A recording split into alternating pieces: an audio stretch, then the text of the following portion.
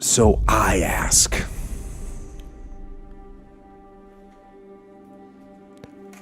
what is your wake-up call? What is enslaving you? What is controlling your thoughts? Is it the television set?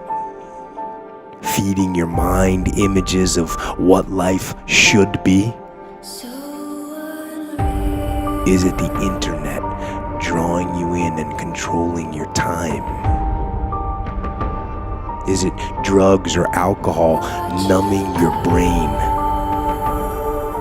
and diminishing your desires? Or is it weakness? A lack of discipline that prevents you from accomplishing what you want to accomplish. And I'm not saying that you have to rebel.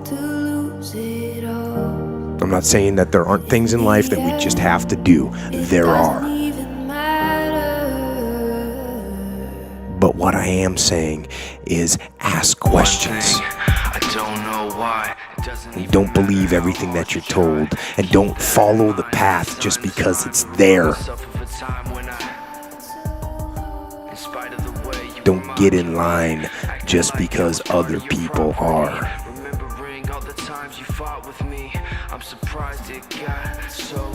Get up, wake up, and be conscious of what is creeping into your mind. What's getting in there? What are you letting in there? What is forcing itself in there? And what does it want you to do?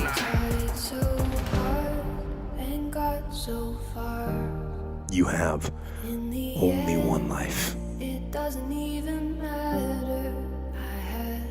So don't waste it being controlled by someone else. That's what happens when you don't ask questions. This is life, not just in the book, but life in general. Life in general, like what are you doing? Where are you getting your direction from? Who's got a hold of your steering wheel? Make sure it's you that's got a hold of your steering wheel. You gotta free your mind. You gotta free your mind. You gotta get out of that box, out of that cage. Think of that. You know, I meet people now, and it's so bizarre because I've traveled a lot, and I've walked with a lot of different kind of people, you know, from all different walks of life. And I meet people sometimes, and I think to myself, man, this guy's pretty awesome. He's got all this, you know, I wonder what this person's goal is. And sometimes I'll ask, like, you know, well, what do you want to do? I'm like, what do you hate? I'll meet some kid, or what you want to do? And some people say, you know, well, I want to do, you know, I think they're going to come out with this giant dream. And they come out with like a little mediocre idea. And I haven't done this yet. I've talked to 5 people in the last 6 months that I thought were going to tell me about their dream, and that I was going to be like in shock, and I was going to be impressed and say, yeah, that's what I'm talking about, brother. Go get it. And instead, I had to bite my tongue because they were telling me their dream, but it wasn't big enough. It wasn't big enough. It was too realistic. Expand yourself. Take yourself out your comfort zone. Do not live in your bubble. Put some more air in your bubble.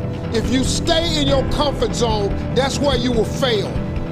You will fail in your comfort zone. Success is not a comfortable procedure.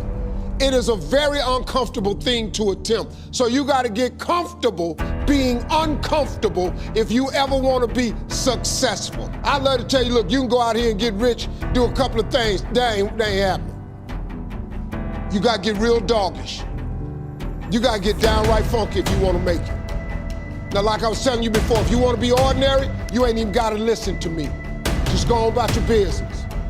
If you think ordinary is cool, ain't no problem. It's some really, really wonderful ordinary people. But if you are sitting in this room and you have extraordinary aspirations, then you're gonna have to do extra. You put extra on top of ordinary and you come up with extraordinary. It's no other way. I'm sorry, but here's the fact. All of you have extraordinary capabilities, all of you. You have to decide if you are willing to do the things to put you in that category. Rich people don't sleep 8 hours a day. That's a third of your life. It ain't but 24 hours in a day. You cannot be sleep 8 hours a day. You can't live in LA and wake up at 8 o'clock in the morning. It's 11 o'clock on the East Coast. The stock market been open 2 hours. They already making decisions about your life and your ass was asleep. When I was a kid, all I wanted to be was on TV. You know, I don't want nothing else, you know. I got hit over the head with that. You know, you can't come from my school in 1968 and make the statement that you want to be on TV. The teacher clearly said, do you know anybody on TV? No. Have you ever, no. Have you ever been on TV? No. Anybody in the school? No. And she was destroying my dream. But my father told me to just keep the faith, keep believing in that. A lot of missteps, man. Flunking out of college, you know, getting fired from some pretty cool jobs, and then, you know, becoming homeless, you know, breaking off into stand-up at 27, becoming homeless for 3 years, you know, living in a car, driving up and down the road, you know, trying to make it, all with this notion that one day I was gonna have the Steve Harvey show. It was a notion, it was just a, you know, and